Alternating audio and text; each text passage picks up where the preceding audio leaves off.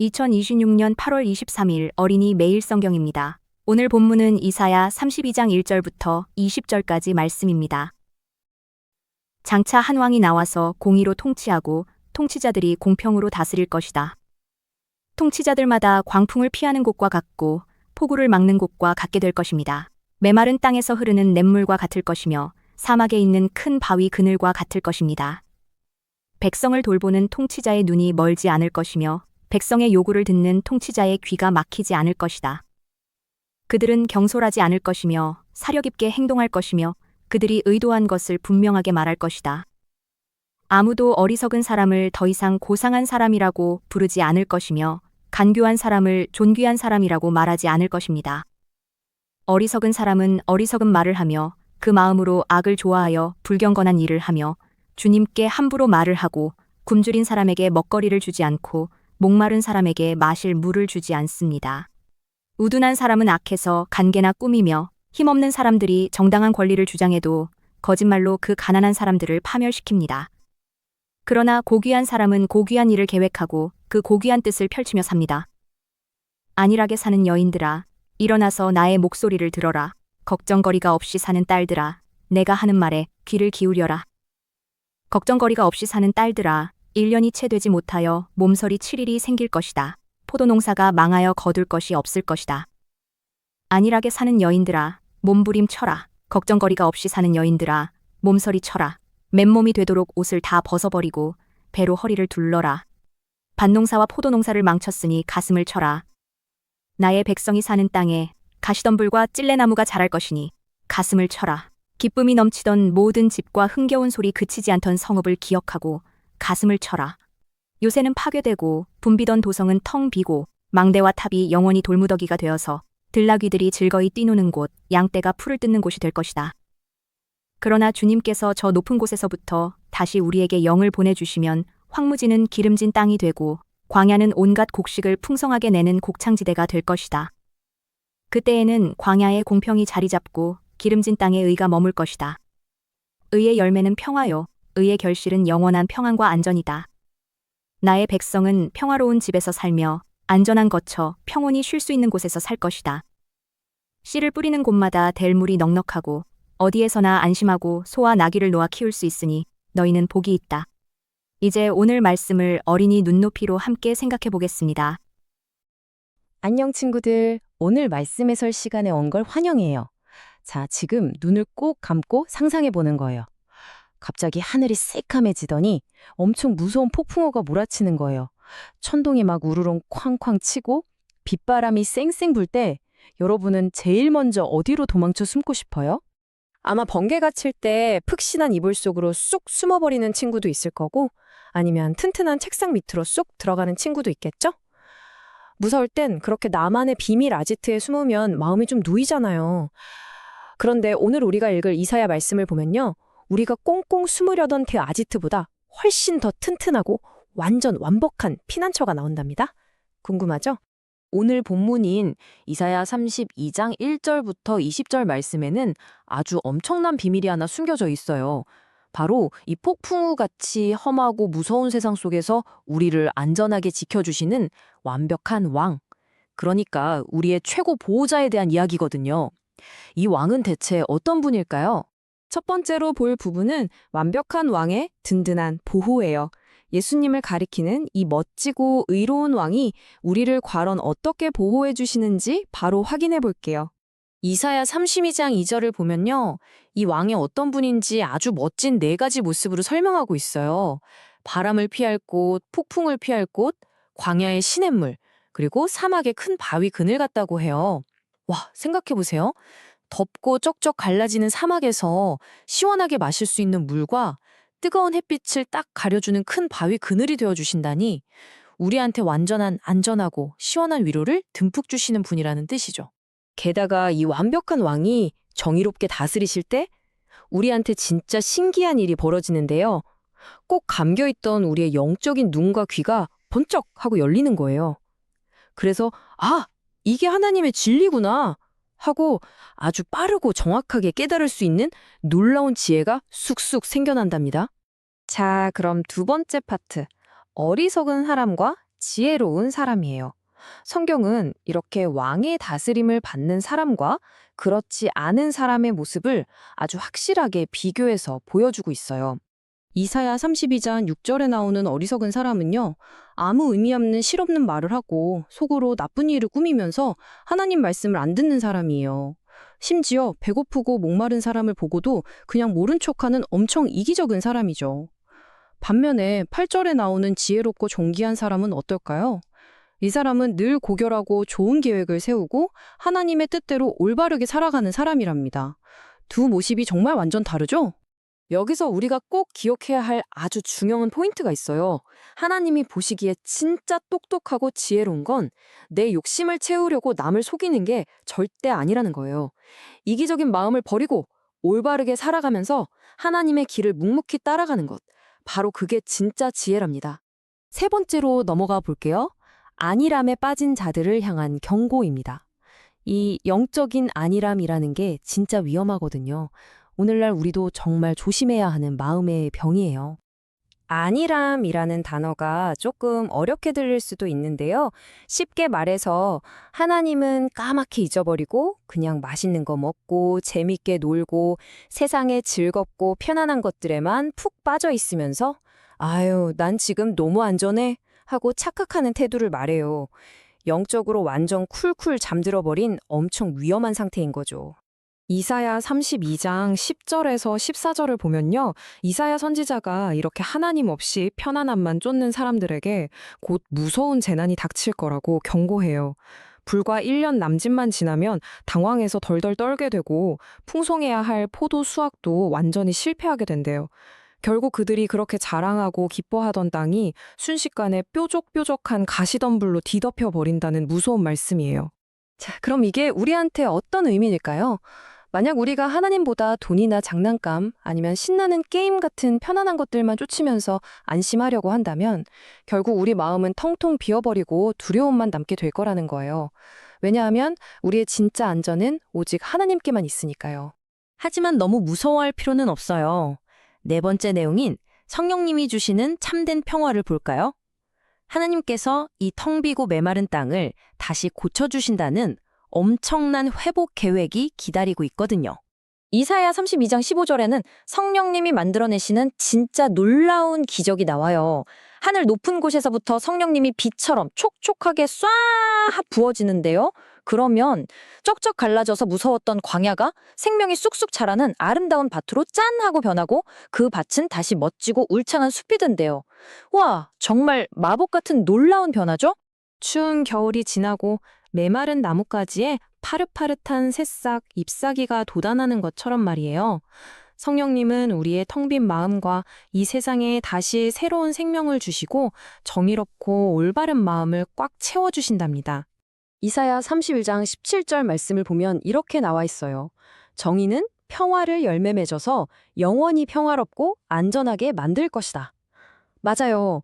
완벽한 왕이신 하나님의 다스림을 받을 때 생겨나는 가장 최고의 결과는 바로 절대 흔들리지 않는 영원하고 진짜인 평화와 안전이랍니다. 자, 친구들, 오늘 말씀 해설을 마무리하면서 선생님이 진짜 중요한 질문 하나를 남겨볼게요. 여러분은 혹시 지금 하나님은 까맣게 잊은 채 세상의 편안함만 찾으면서 안일하게 살아가고 있나요? 아니면 내 마음속에 쏙 들어오신 성령님이 주시는 진짜 평화와 기쁨을 맘껏 누리고 있나요? 오늘 하루 내 마음을 가만히 들여다보고 오직 성령님만이 주실 수 있는 참된 평화를 구해보는 건 어떨까요? 그럼 오늘 해설 시간은 여기서 마칠게요. 우리 다음 시간에 또 만나요. 이어서 오늘의 성경 읽기입니다. 예레미야 18장에서 20장 말씀입니다. 이것은 주님께서 예레미야에게 하신 말씀이다. 너는 어서 토기장이의 집으로 내려가거라. 거기에서 내가 너에게 나의 말을 선포하겠다.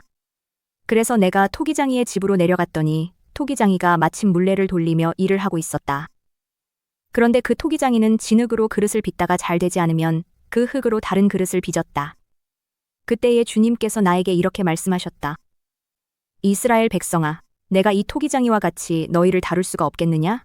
나 주의 말이다. 이스라엘 백성아, 진흙이 토기장이의 손안에 있듯이 너희도 내 손안에 있다. 내가 어떤 민족이나 나라의 뿌리를 뽑아내거나 그들을 부수거나 멸망시키겠다고 말을 하였더라도 그 민족이 내가 경고한 죄악에서 돌이키기만 하면 나는 그들에게 내리려고 생각한 재앙을 거둔다. 그러나 내가 어떤 민족이나 나라를 세우고 심겠다고 말을 하였더라도 그 백성이 나의 말을 순종하지 않고 내가 보기에 악한 일을 하기만 하면 나는 그들에게 내리기로 약속한 복을 거둔다. 그러므로 너는 이제 유다 사람과 예루살렘 주민에게 전하여라. 나 주가 말한다. 내가 너희에게 내릴 재앙을 마련하고 있으며 너희를 칠 계획도 세우고 있다. 그러므로 너희는 어서 각기 자신의 사악한 길에서 돌이키고 너희의 행동과 행실을 고쳐라. 네가 이렇게 말하면 그들은 이르기를 그럴 필요 없다. 우리는 우리 생각대로 살아가겠다. 우리는 각자 자신의 악한 마음에서 나오는 고집대로 행동하겠다 할 것이다. 그러므로 나 주가 말한다. 누가 이와 같은 말을 들어보았는지 세상 만민에게 물어보아라. 처녀 이스라엘은 너무 역겨운 일을 저질렀다. 레바논 산의 험준한 바위 봉우리에 눈이 없는 때가 있더냐? 거기에서 흘러내리는 시원한 물줄기가 마르는 일이 있더냐? 그러나 내 백성은 나를 잊어버리고 헛된 우상들에게 분향을 한다. 옛부터 걸어온 바른 길을 벗어나서 이정표도 없는 길로 들어섰다. 그들이 사는 땅을 황폐하게 만들어 영영 비웃음거리가 되게 하니 그곳을 지나가는 사람마다 놀라서 머리를 흔들며 비웃는다. 내가 그들을 원수 앞에서 흩어버리기를 동풍으로 흩어버리듯 할 것이며 그들이 재난을 당하는 날 내가 그들에게 등을 돌리고 내 얼굴을 보이지 않을 것이다. 백성이 나를 두고 이르기를 이제 예레미야를 죽일 계획을 세우자. 이 사람이 없어도 우리에게는 율법을 가르쳐줄 제사장이 있고 지혜를 가르쳐줄 현자가 있으며 말씀을 전하여줄 예언자가 있다. 그러니 어서 우리의 혀로 그를 헐뜯자. 그가 하는 모든 말을 무시하여 버리자 합니다. 주님, 저의 호소를 들어주십시오. 원수들이 저를 두고 하는 말을 들어보십시오. 선을 악으로 갚아도 되는 겁니까? 그런데도 그들은 제 목숨을 노려서 함정을 팠습니다. 제가 주님 앞에 나서서 그들을 변호한 것, 주님께서 그들을 보시고 진노하셨지만 주님의 진노를 풀어드리려고 그들을 생각하면서 주님의 은혜를 간구한 것을 기억하여 주십시오. 그들이 이렇게 배은망덕하니 그들의 아들, 딸들이 굶어 죽거나 전쟁에서 죽게 하여 주십시오. 그들의 아내들이 아들, 딸들을 잃게 하시고 남편들을 잃어 과부가 되게 하여 주십시오. 장정들은 전쟁터에서 칼에 찔려 죽게 하여 주십시오. 그들이 저를 잡으려고 함정을 팠고 제 발을 걸리게 하려고 올가미들을 숨겨놓았으니 주님께서 그들에게 약탈하는 자들을 졸지에 보내주셔서 그들의 집집마다 울부짖는 소리가 터져나오게 하여 주십시오. 주님, 저를 죽이려는 그들의 모든 흉계를 주님께서는 다 아시니 그들의 죄악을 용서하지 마시고 그들의 허물을 가볍게 다루지도 마십시오. 주님께서 진노하시는 날에 그들이 주님 앞에서 거꾸러져 죽게 하여 주십시오. 주님께서 나에게 말씀하셨다. 너는 토기장이를 찾아가서 항아리를 하나 산 다음에 백성을 대표하는 장로 몇 사람과 나이든 제사장 몇 사람을 데리고 하시드문 어귀 곁에 있는 흰놈의 아들 골짜기로 나아가서 내가 너에게 일러주는 말을 거기에서 선포하여라. 너는 이렇게 말하여라. 너희 유다 왕들과 예루살렘 모든 주민아, 너희는 나 주의 말을 들어라. 나 만군의 주 이스라엘의 하나님이 말한다. 내가 이곳에 재앙을 내릴 터이니 이 재앙은 그 소식을 듣는 모든 사람의 귀가 얼얼해질 만큼 무서운 재앙이 될 것이다. 이것은 그들이 나를 저버리고 이곳을 남의 나라처럼 만들어 놓고 그들 자신뿐만 아니라 그들의 조상이나 유다 왕들도 전혀 알지 못하던 다른 신들에게 분향하고 이곳을 죄 없는 사람들의 피로 가득 채워 놓았기 때문이다. 그리고 그들은 제 자식들을 바알에게 번제물로 불살라 바치려고 바알의 산당들을 세움으로써 내가 그들에게 명한 적도 없고 말한 적도 없는 내가 상상조차도 하여 본 적이 없는 죄를 저질렀기 때문이다. 그러므로 보아라, 그날이 오면 다시는 도베지나 흰놈의 아들 골짜기라고 부르지 않고 오히려 살육의 골짜기라고 부를 것이다. 나 주의 말이다. 내가 이곳에서 유다와 예루살렘의 계획을 좌절시키고 그들이 전쟁할 때에 원수들의 칼에 찔려 죽게 하고 그들의 목숨을 노리는 사람들의 손에 죽게 하고 그들의 시체는 공중의 새와 들짐승의 먹이가 되게 하겠다. 내가 이렇게 이 도성을 폐허로 만들 것이며 비웃음거리가 되게 하겠다. 그러면 이 도성을 지나가는 사람마다 이곳에 내린 모든 재앙을 보고 놀라며 비웃을 것이다. 그리고 그들은 목숨을 노리는 원수에게 포위되어 공경에 빠지면 그들은 제 자식들을 잡아먹고 이웃끼리도 서로 잡아먹을 것이다.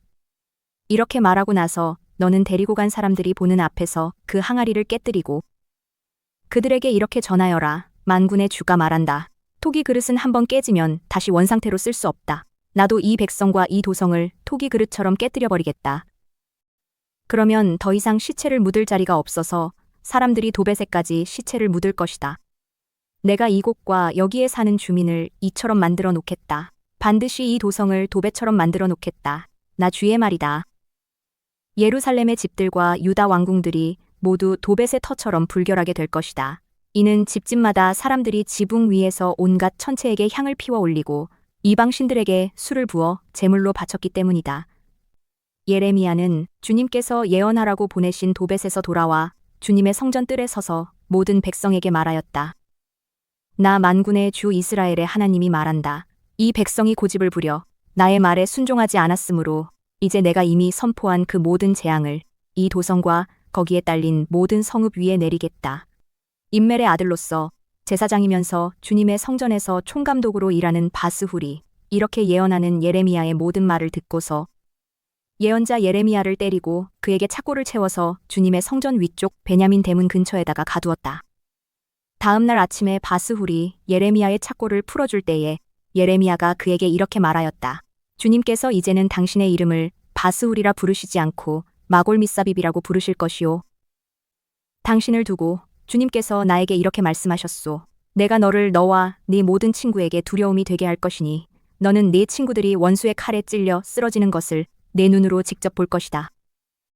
또 내가 유다 백성을 모두 바빌로니아 왕의 손에 넘겨주면 그 왕은 백성을 덜어는 바빌로니아로 사로잡아가고 덜어는 칼로 죽일 것이다.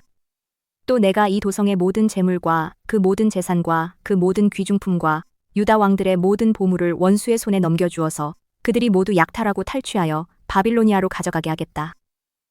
그리고 바스후라, 너와 네 집에 사는 모든 사람은 포로가 되어서 바빌로니아로 끌려갈 것이니 너는 내 거짓 예언을 들은 내 모든 친구와 함께 거기에서 죽어 그곳에 묻힐 것이다. 주님께서 나를 속이셨으므로 내가 주님께 속았습니다. 주님께서는 나보다 더 강하셔서 나를 이기셨으므로 내가 조롱거리가 되니 사람들이 날마다 나를 조롱합니다. 내가 입을 열어 말을 할 때마다 폭력을 고발하고 파멸을 외치니 주님의 말씀 때문에 나는 날마다 치욕과 모욕거리가 됩니다. 이제는 주님을 말하지 않겠다. 다시는 주님의 이름으로 외치지 않겠다 하고 결심하여 보지만 그때마다 주님의 말씀이 나의 심장 속에서 불처럼 타올라 뼛속에까지 타들어가니 나는 견디다 못해 그만 항복하고 맙니다. 수많은 사람이 수군거리는 소리를 나는 들었습니다. 예레미야가 겁에 질려 있다. 너희는 그를 고발하여라. 우리도 그를 고발하겠다 합니다. 나와 친하던 사람들도 모두 내가 넘어지기만을 기다립니다. 혹시 그가 실수를 하기라도 하면 우리가 그를 덮치고 그에게 보복을 하자 합니다. 그러나 주님은 내 옆에 계시는 힘센 용사이십니다.